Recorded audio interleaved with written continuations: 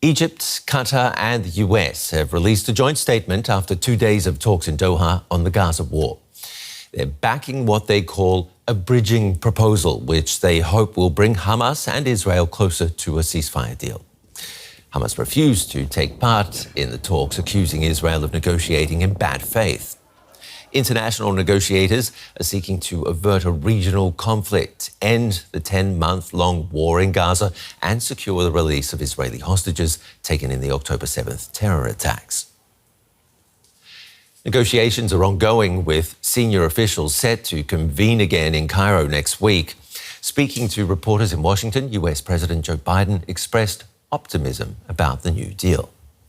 I'll say one thing about one of the reasons why I was late for you all was I was dealing with the ceasefire effort in the Middle East. And we are closer than we've ever been. I don't want to jinx anything. We may have something, but we're not there yet. But it's much, much closer than it was 3 days ago. So keep your fingers crossed. Thank you. Journalist Karim El-Gawhary joins us from Cairo. Biden is optimistic. Not the first time we've heard that. How much ground is there for optimism? Well, clearly the US is spreading optimism without talking really about the substance of the negotiations. We hear less from Qatar and Egypt. It is really about the substance, not so much about, for example, that Hamas was not present in the negotiations. I think that's a bit of an overstated fact, because they have also an office in Qatar, in Doha. They were informed. They were also probably indirectly involved in this. It's a bit of an irony that the US is trying to nearly bully all sides now into this ceasefire. And it's a bit of an irony that, because the US has always, in the last months since the war broke out, vetoed any ceasefire demands in the UN several times. Now, it cannot come fast enough for the US. And I think there are several reasons for that. One is, of course, the big fear in the US that this might regionally spiral out of control. We've seen that there's still the threat of retaliatory strikes from Iran and from Hezbollah and from the Houthis in Yemen after the killing of the head of Hamas, Ismail Haniyeh, in Iran, and the killing of a high military commander, Fuad Shukr, of Hezbollah in Beirut. So that's one of the big fears, and that's one of the reasons why the US is in a rush to get a ceasefire deal done, because that is the key for de-escalation in the whole region.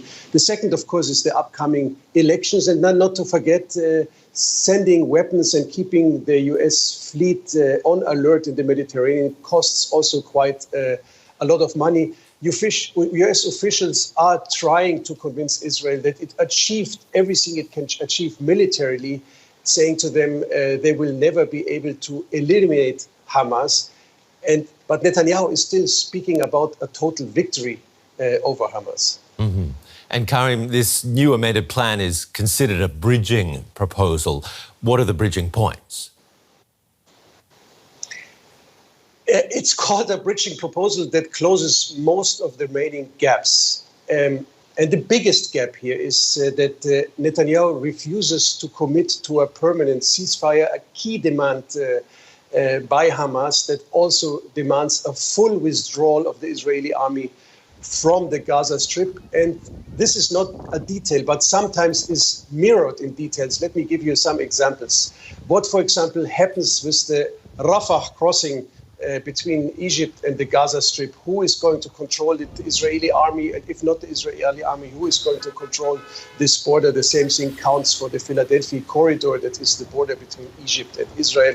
There is the Netzarim corridor that cuts, where the Israeli army is positioned in the Gaza Strip, that cuts basically the Gaza Strip into a northern and southern part, and people cannot cross this corridor. So these are the details that I think I all discussed what to do with this issue. So the devil is in the detail, but the big picture is really the difference between permanent ceasefire and Netanyahu still talking about destroying Hamas.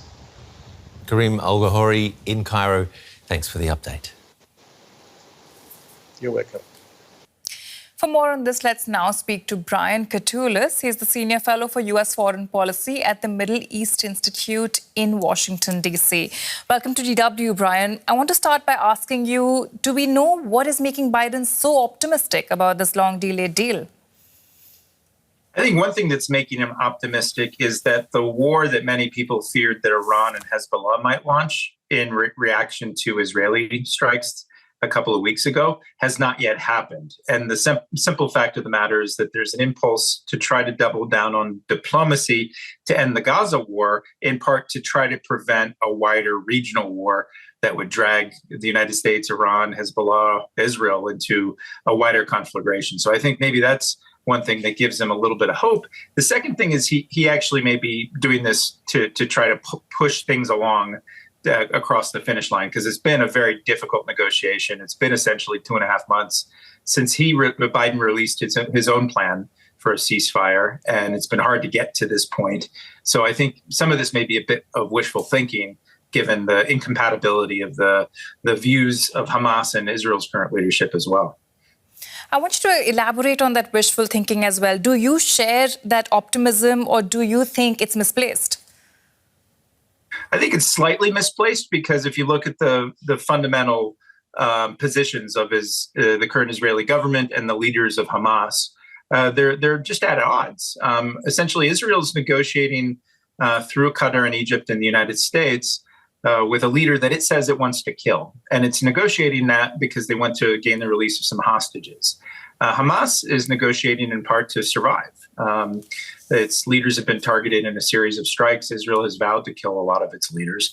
So you may get to the first part of Biden's plan, which was released in late May, which was a release of certain hostages, women that are held by Hamas in Gaza, but not the military, IDF soldiers and other things like this. You may get to a temporary ceasefire like we saw at the end of November, early December. But the longer-term plan, the phase 2 and phase 3 of the Biden plan released in May, it seems pretty hard to get there just because the two main combatants, Israel and Hamas, don't recognize each other's legitimacy and both want to wipe each other off the map. So that's what makes it difficult, I think, in the long run. So you described some of the ways in which these compromises may be reached. Is this the gaps that mediators are saying that they're hoping to close and that this new deal will close? Or is there more that we're missing? I think so. This negotiation is not just about when do the hostilities end right now, or how many hostages or Palestinian prisoners are released in a matter of a few weeks, like we saw in November, December.